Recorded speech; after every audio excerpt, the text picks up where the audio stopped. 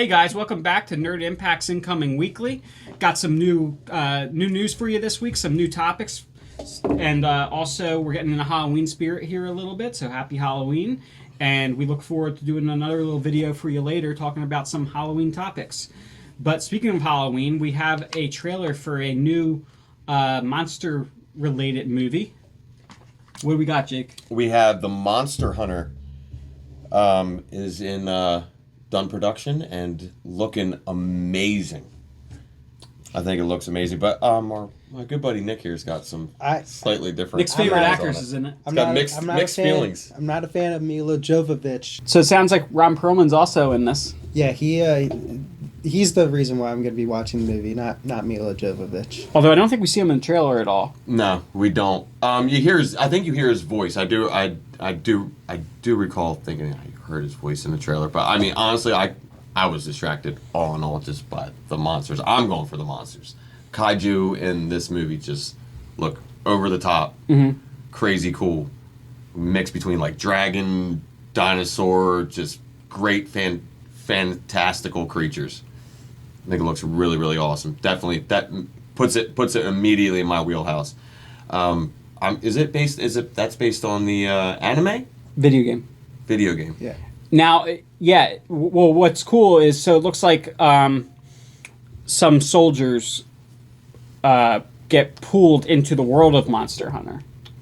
Okay. And then you do see a lot of the classic Monster Hunter weapons utilized in the trailer. Yeah. Well, they cross over with their regular weapons, and their regular Earth weapons aren't doing shit in the beginning, and then later in the trailer they start to acquire like the Monster Hunter weapons, like the giant, like ass kicking weapons. Oh yeah, and I saw like the bone swords and all kinds of crazy stuff. Oh man, it just looks amazing.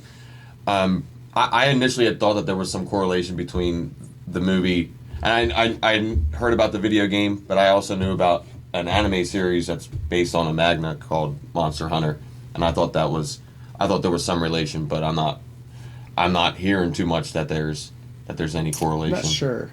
But I'm not familiar with the anime. I'm not super familiar either, but it might be something to look into. I mean, it's I know that it's on streaming, Monster Hunter platform. Hey Ollie, how you doing, buddy?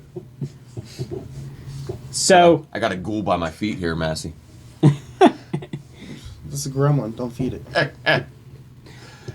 So, Nick, some PlayStation 2 news. PlayStation 2. I'm sorry, PlayStation Plus news. So, PlayStation Plus, remember back when the PlayStation 4 in its early days, we were getting 2 free PlayStation 3 games and 2 free PlayStation 4 games? That's coming back with this transition from PlayStation 4 to PlayStation 5.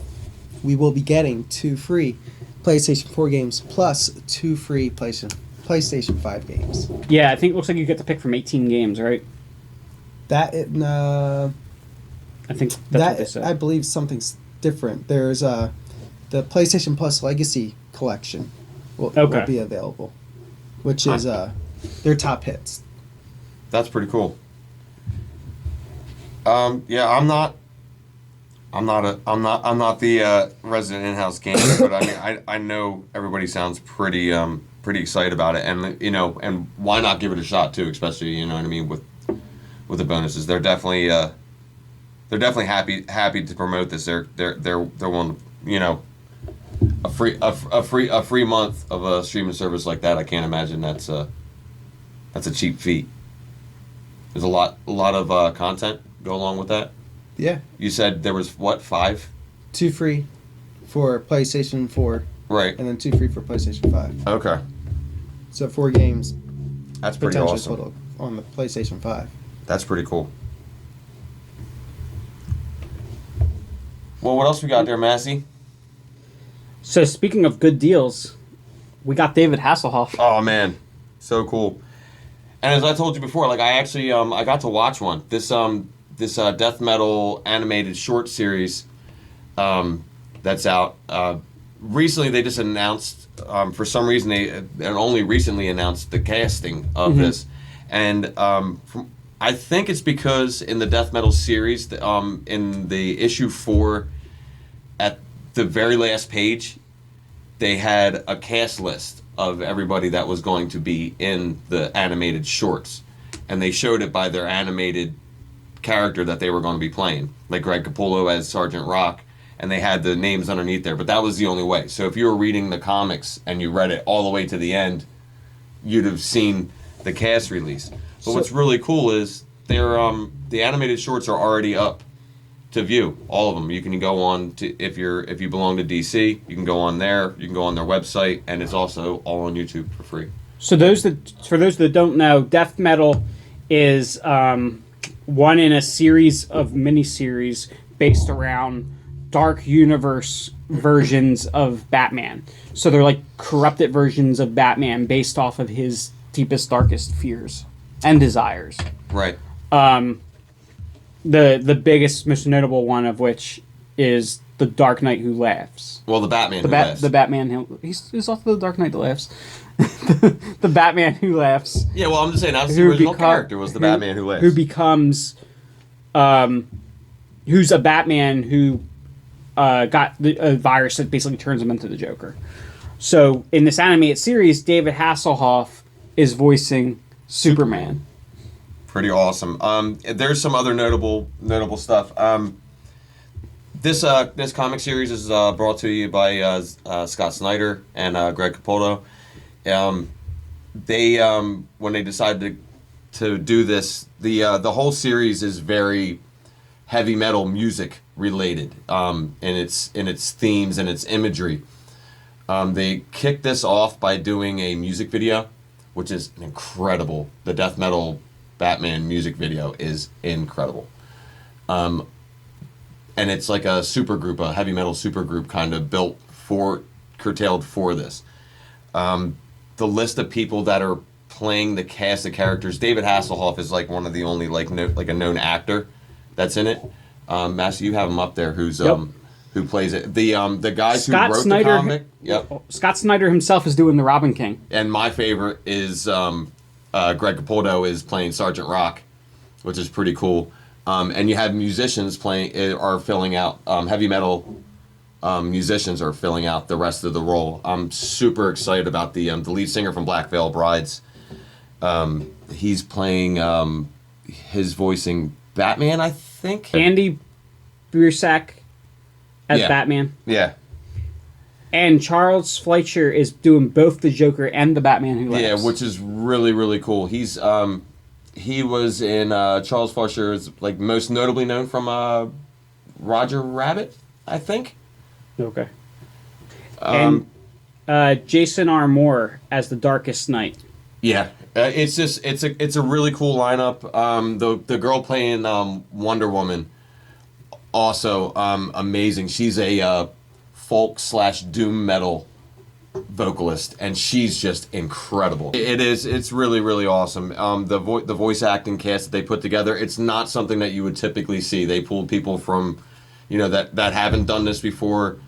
David Hasselhoff, some old school actors. It's a really unique thing, and the shorts are about 3 minutes, around 3 minutes a piece. I watched the first one. It's incredible. It kind of comes at you. It's a lot of imagery. It's not heavy dialogue. The dialogue comes at you like a comic book, and it's done almost in a style of a very trippy music video type of stylized animation. It's really engaging. It's a really, really cool series. Definitely recommend checking it out. I can't wait to watch the other episodes after watching the first one. So speaking of some cool things coming from DC, they're doing something a bit different at the beginning of 2021.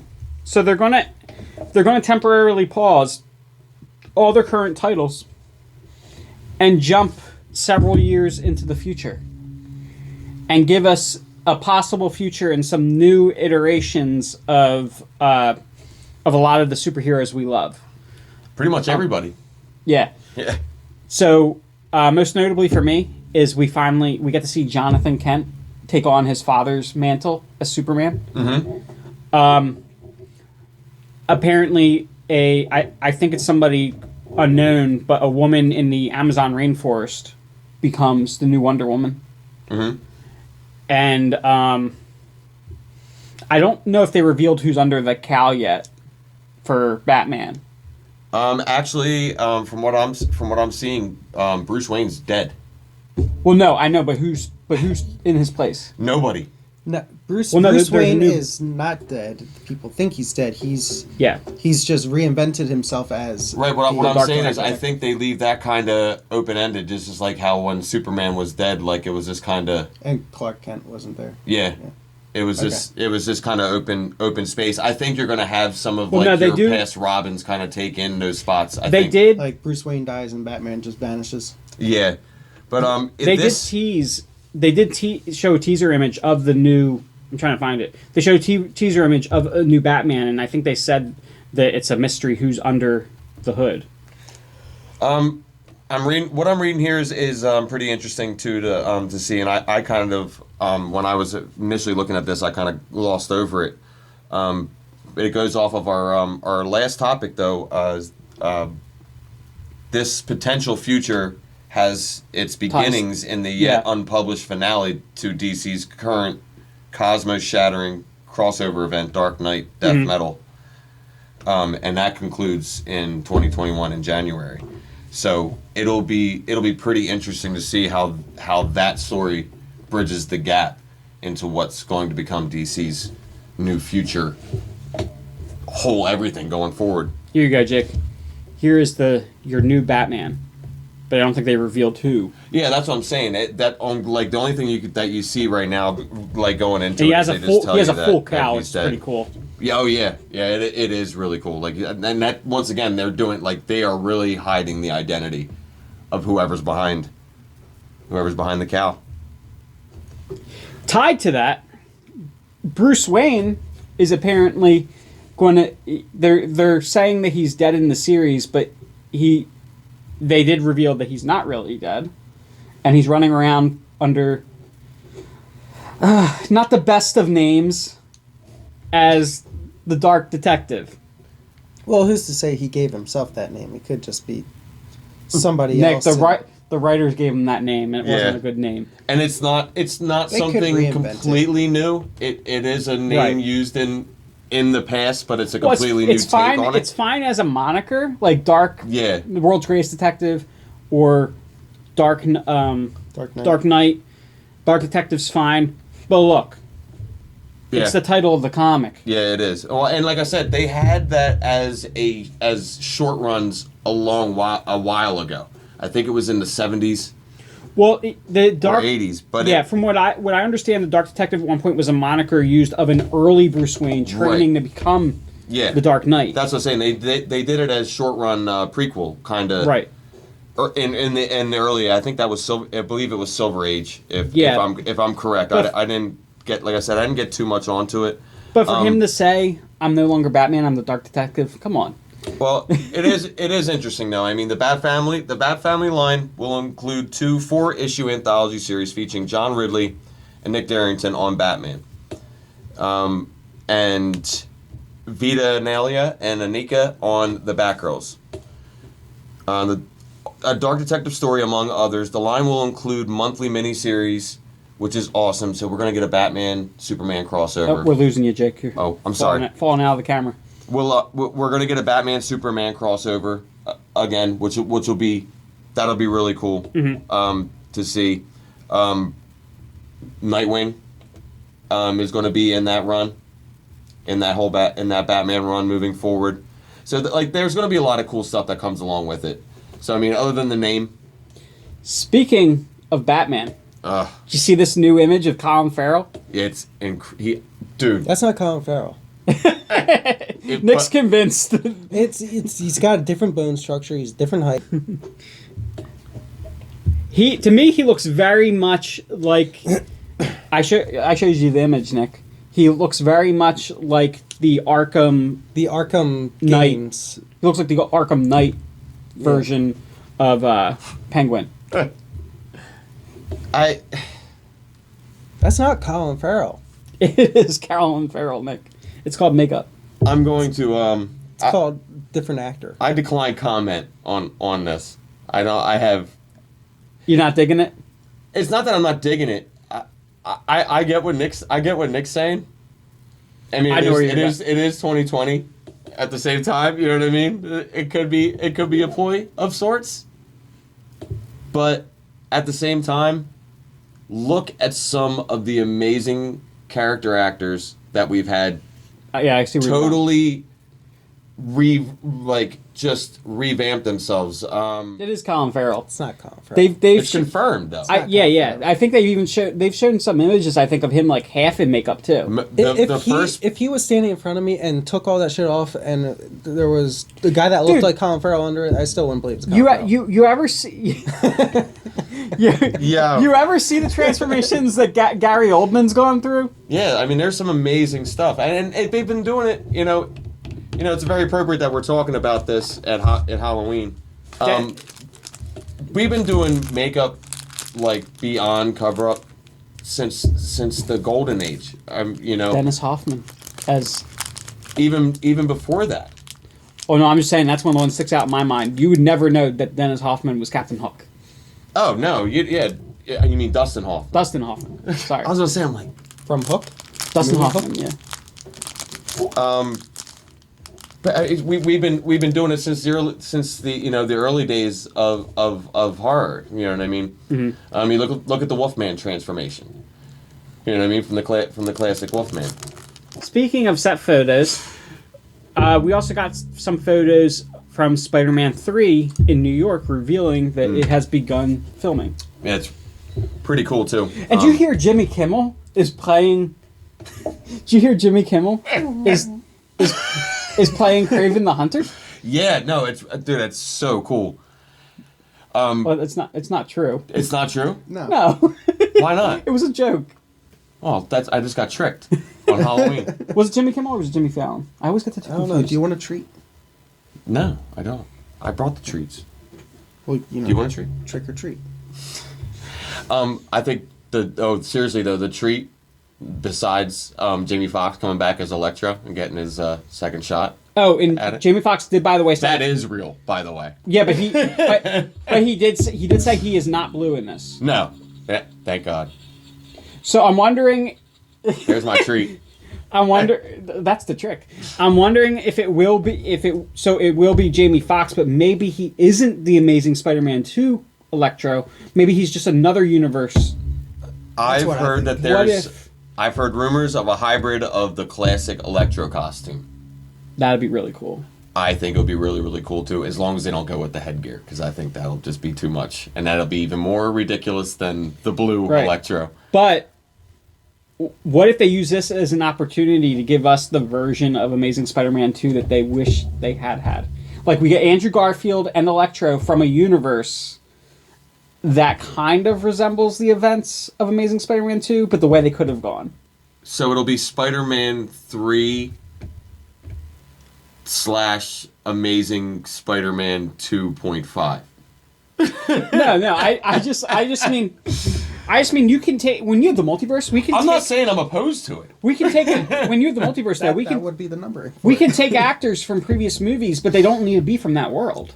No, yeah, and that's especially, I mean, the way we're heading forward too. I mean, we've already got it established that Benedict Cumberbatch is on the cast list, is reprising as Doctor Strange, and with upcoming the Multiverse of Madness, there's no telling the what can transpire now, especially in that universe, since he's clearly going to be part of that storyline, and it's going to open up a whole every world, literally. So that's pretty cool. So maybe Kraven the Hunter will be there Yeah.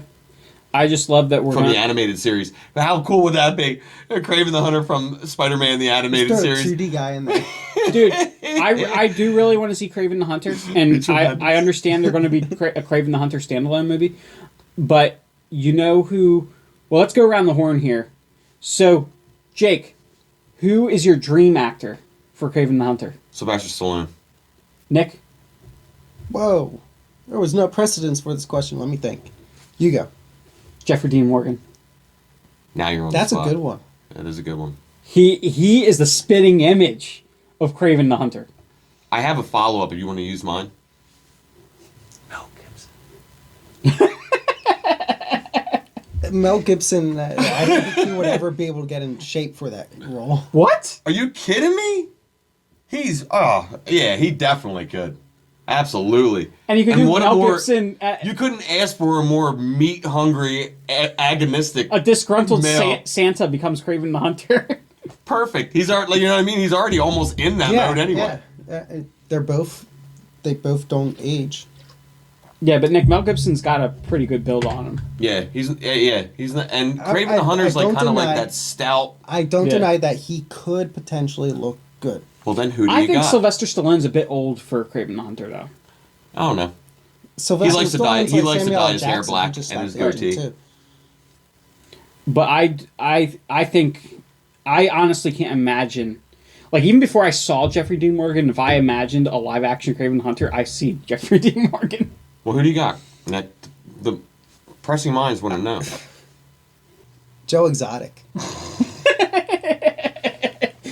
There you go. Not to mention, we all know they're going to get Keanu Reeves to play Kraven the Hunter anyway, so it doesn't matter. That's who's going to be Kraven the Hunter. It'll be Keanu Reeves. I love Keanu Reeves, but I don't see him as Kraven the Hunter. That's how they're going to get him in the Marvel Universe, bro.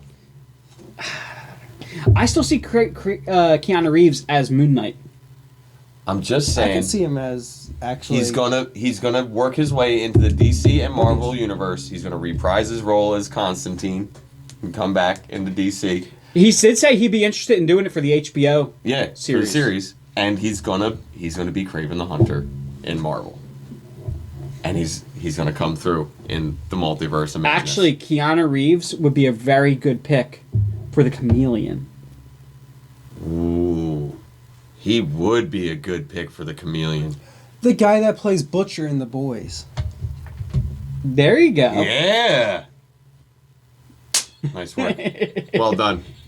He's actually, I think I saw some fan art of him as Kraven the Hunter. I had a bone structure of the face in my head. Speaking and of I bone just kept, structure, trying to match it with he was blackness. Bones in Star Trek also. Oh, I got one more shoe in. yeah. Can I cast an unknown? This is my shoe in for an unknown. You can cast Nick as Kraven the No. Hunter. No, I'm gonna cast. I'm I'm gonna right height cast for Christopher Wolverine. Disson as Kraven the Hunter. See, the pumpkin thought that was funny. Yeah, I think it'll be great. Disson could do it. I don't know. You think Disson could take a stand in a Marvel movie?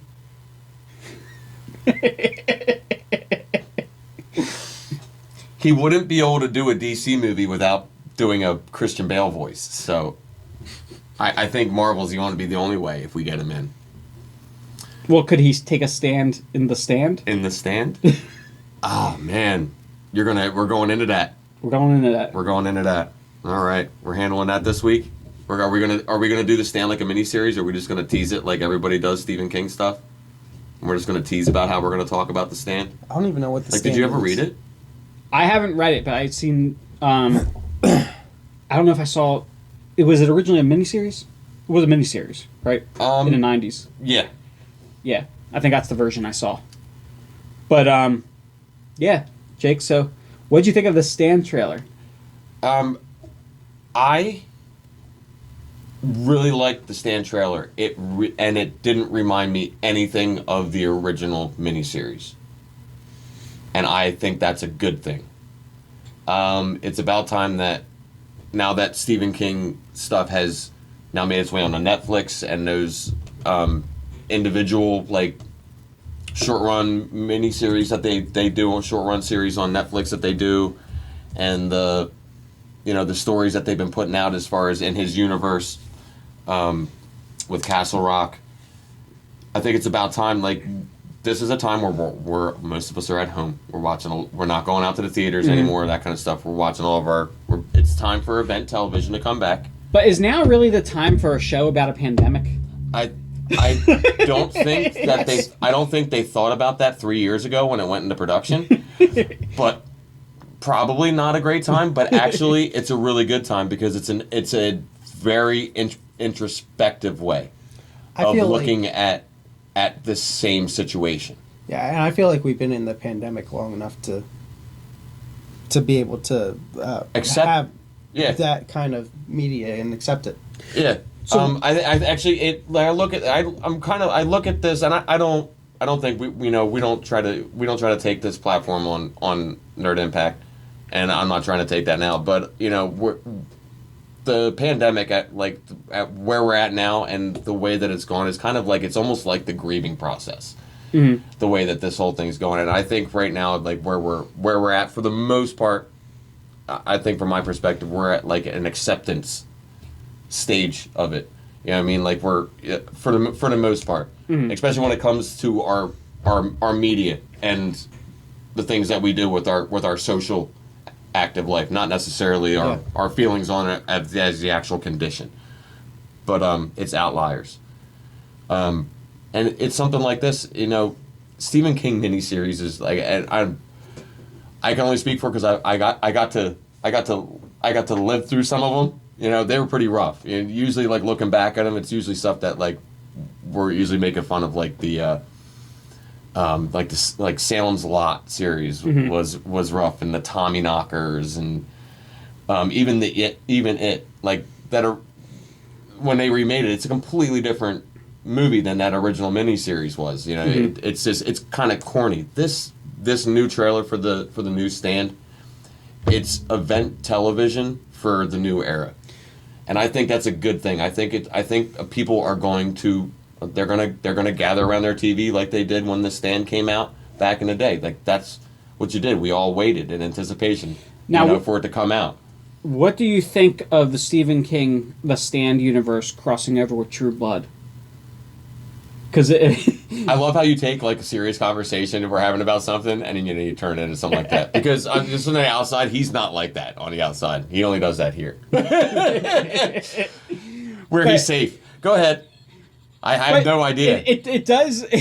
To me, when I'm watching this and I see Alexander Skarsgård, it looks like he was just resuming his role as Eric from True Blood. I don't know, man. Like, I didn't even recognize him. I had to watch the trailer a second time to even know who that was. Oh, really? Yeah, I really did. He looked exactly like Eric from True Blood. You even see him levitating. Never saw it. Never saw it. What did you think, Nick? I'm not a vampire guy. The trailer. Slackers. Me and James. Me and James Ralph. I don't like. I'm a classic vampire guy, dude. I'm not into the new age vampire stuff. They don't sparkle. I don't. I wouldn't know either way. You would like the novels though. The Southern Vampire Mystery novels were really good. I'm getting back into ghost stuff, okay? We're going to talk about Bly House and the Haunting of Hill House and all that stuff. We're going to talk about that next week, okay? We're going to talk about it. I'm going to watch your ghost stories, all right? No vampires, all right? I like Dracula, okay? So that's just the tease. I like Christopher Lee, okay? In the Hammer series Dracula, okay?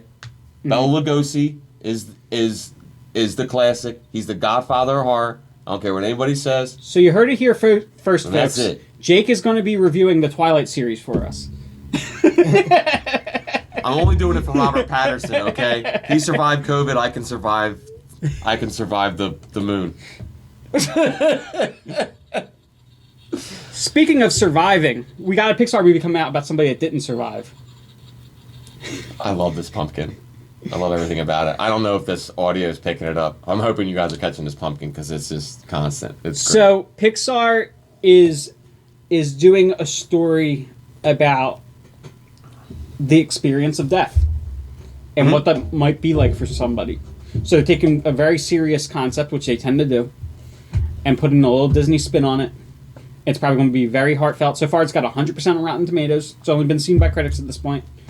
It's coming out later in December, but it looks very deep and very enjoyable. It does, and the animation too. It's top notch for them too. It really is. I don't know a whole lot about the background of like if it's like a anything about its world or its universe really. Pixar movies are a little bit unfamiliar to me. Those kind of like that kind of stuff. But I'm interested in seeing this one. I haven't had an interest in seeing like a CGI animated feature in a while, and just based off of like the Emoji Movie and stuff like that. I'm just like, why do we keep Well, going back to it? But this is The this looks Emoji like a movie was movie not is a Pixar, reason. for the record. No, I'm not saying I didn't say that it was Pixar. I'm saying CGI Animated. and animated films as a whole. Like they just don't interest me. Yeah. They never seem like they have. Substance. Yeah, they're like paper thin. This Check. looks like it has soul. I can literally. imagine, though, you're probably a fan. You probably feel differently about the Toy Story movies. Yeah, for the most part. But even like those, like they seem like they jumped the shark at a certain at a certain point, man. And it just like Check out Inside Out, though. That's a good one. I'll check that out. And I Check feel out like some that's anime kind of movies. what this is. Well, he's talking about Pixar movies. Yeah, I'll be honest with you. One of the last ones and I think it was DreamWorks. I really liked Megamind, Okay. and that one was like in my wheel. I love obviously her love for comics. You know what I mean? Like I had that that superhero edge to it, but it was like that dark. That was like it's an anti-hero movie. You know what I mean? I'm big into anti-heroes, and it in a way it's kind of it is that you watch the villain go through this complex transition of like coming to accept the fact that he's a villain and he's outdated. You know what I mean? And that superhero egotism was actually just like bullying when he was a kid, and that's like kind of what turned him into a villain. He never really wanted to be a villain. It's pretty amazing. It's actually a really good story. I was like, that's one of the last ones I actually enjoyed, and it was genuinely funny. Some of the voice acting in it wasn't stuff that you would like. George Clooney was the superhero, like the Superman archetype in it. Will Ferrell was the voice of Megamind. Yeah. I believe. It's good stuff. So- I like Will Ferrell. How do you feel about, in general, how do you feel about the idea of the villain as the hero, specifically in a series like Dexter? I don't like it as much in Dexter for some reason, and I think that's the kind of feeling you're supposed to get from Dexter. He has a very Norman Bates kind of appeal to him. You know what I mean? Like you just want to watch because there's gonna be mayhem and murder everywhere. Everything I that thought comes that off of him. that final season was pretty bad. I didn't see it. I watched. Well, I only it's saw a good I thing. saw the first 2 seasons. Okay. I think the fourth season's probably the best one. That's the one with John Lithgow. Okay. You don't need to see probably anything after the fourth. Yeah. But And it Dexter's ran getting- what? It ran 6 seasons. Original 8. run 8. Dexter, though, once again, is getting a chance at redemption because he is returning to Showtime. 10-episode miniseries. I think that's a good way of doing it too. That way, they, like you said, it at some point it ran out of steam and it didn't, and it just, but yet it kept going anyway. Right, like but maybe they're giving maybe a with, cast to it. Maybe with some time now, though, maybe they can redeem themselves. Maybe they can give us a new taste in our mouths Yeah, to leave the show off with. You're- Worst case scenario, they give us something that feels better than the finale they left us with. Best case scenario, we end up getting even more Dexter. right. And I know from a lot of people that watch the series, that there's a lot of love for the side characters in Dexter. I think that would be something pretty cool, and that's definitely something that's pretty current to do nowadays. Also, it's like it would be cool to see some individual stories and some of the side characters from that series too. I think you know what I mean. Like maybe it could that miniseries maybe transform into something else. And it gives Nick an opportunity to visit the series because, as he told me yesterday, he was just too young when it came out to experience My it. parents wouldn't let me watch it. He was only 11 years old when it came out. That's all right. The reason why I only watched two seasons of it is because when the 3rd season came out, I was too broke to be able to watch it. So I totally get it. But yeah, no, I think it would be cool to see where it's definitely something that people still have a very very high interest in, and it'd be cool to see what they can do with the story and where it can go. From there, it could go somewhere as like television novellas like how Breaking Bad spun off into to see a spin-off of something like how that turned into Better Call Saul, like stuff like that. See where else it can trail off to, because it's a really cool world. Dark. So, we're running to the end of our news here. Nick, is there a few things you want us to say about some PlayStation 5 news? So PlayStation 5 is getting some updates to its remote play. Some people have noticed in the updates, options are opening up related to the PS5, meaning there's some type of support already within the updates. And on the PC version, there's an option to activate HDR support. So higher quality streaming. Now with the for VR owners, which brings us to what we have later for Jake. We're gonna immerse him in some VR horror shit. VR owners will be able Spoiler alert, I am not excited. Oh, and Jake, what you don't know is that while you're within the VR experience, while you have the headset on, we will be able to see what you're seeing on the TV and capture it for the video. My guts just started turning over and over. So we will have you on camera reacting and also have what you're reacting to. Well, yay for everybody. That's just super great. Very excited for my VR experience. Anyway. VR owners will be able to play the VR on the PS5 console, and although it was there's a bunch of news going around that the VR will require the old camera and won't be able to use the new camera, Sony also had stated that they will be giving an adapter to hook up the old camera to the PlayStation 5 so that you can use the VR and play those games. I've been hearing a lot recently, like, now that this is coming out, how they've been accommodating fans a lot with a lot of the stuff that's coming out for it. Like, and they didn't put it all out there, all the information out at once. Like, people were saying, like, oh, well, does it have this? And they're like, oh yeah, they're this option, they're adding this. Yeah, because they know that transitioning between systems can be a little jarring for people, so I think they're trying to make that transition as easy as possible. Yes. They're trying to make this very comfortable move from the PlayStation 4 to the PlayStation 5. It's good to see a company finally tackling that issue. I mean, I'm not specifically a gamer, but I've known, like, I mean, personally, from my son, he's had the experience where he's actually changed whole console, whole systems because of, like, that similar kind of thing. It's just changing over is just, like you said, too traumatic in a way, pretty much, for gamers. Well, Nintendo, I'm picking on Nintendo a little bit. They are specifically not good at this because every time they change consoles, they also change. They'll go from like cartridge to CD or big CD to small CD. It's like I can't. Or just not, where you have to load it on the console and but you can only play it on a handheld. Like, Nintendo, get your shit together. I love the Switch though, man. Switch is really cool. Switch is awesome. I think no matter. But again, no matter when they how went from angry, Wii to Switch. It's like one of those things, man. Sucked. They had to change. It's like the bad kid in the family, but like does like really like funny is like really funny. You know what I mean? Like that's how the Nintendo Switch is. Like it, it's endearing. Like no matter how bad Nintendo is, like it's like but the Switch, Wait. So Wii did support GameCube. That was the switch in their console from GameCube to Wii, and they supported the GameCube. And then from Wii U to Wii, I think Wii U supported Wii, but Wii U sucked, so they had to change formats. Brutal. But GameCube certainly did not support N64. Although the GameCube could play Game Boy Advance games on the GameCube, and the original Game Boy games too. Yeah. So that's pretty cool. Nothing like black and white. Sorry about that, folks. I'm Superman, bitch. Nothing like that. That's a kryptonite ray gun.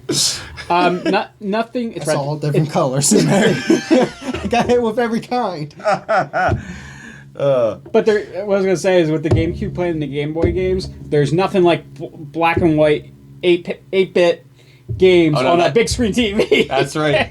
Yeah, you gotta love that pea-colored background. Pea green with purple lines. I gotta love it. I got fond memories of struggling to see my Game Boy screen in the middle of the night. Oh yeah, you too, huh? Yeah, with the magnifier. Yeah, and your light. For those born a little later, like Nick, that don't. I remember having the light. You remember you didn't have a backlit screen. You could adjust the darkness of the lines, and then you had a light that attached to it that would hang over the Game Boy. The one I had was actually called the Light Boy. That's like actually what it was called. Like that's You got to give Nintendo credit, man. They were not afraid to throw accessories at the market. And like, if any outside developers had stuff, you know what I mean? Like, hey, can we make it? Like, they're like, oh yeah, have at it. Well, and then you just want to put another controller over top our controller? Sounds good. Let's do it. And then they didn't get the backlight thing with the Game Boy Advance, so they just built a case to put on the Game Boy Advance, Yeah. a protective case that had LEDs on it. To shoot That onto is some the screen. amazing stuff. That's some amazing stuff. All right, guys. Well, I think that'll do it for this week's news. Don't forget to like us and subscribe on YouTube, and also follow us on Facebook. And check out some of our upcoming Halloween videos. Until next time, stay nerdy.